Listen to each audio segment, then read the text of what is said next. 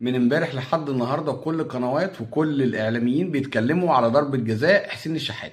مفيش ولا موقع ولا قناة اتكلمت على ركلة الجزاء بتاعت عبد المنعم اللي كانت المفروض تتحسب والحكم ما حسبهاش. ودورنا كصفحات اهلاويه ان احنا ننشر ضربة جزاء عبد المنعم ونقول الاهلي كان حقه ضايع، ما كانش واخد حقه تمام، زائد كمية الفاولات اللي كان المفروض تتحسب والحكم ما كانش بيحسبها.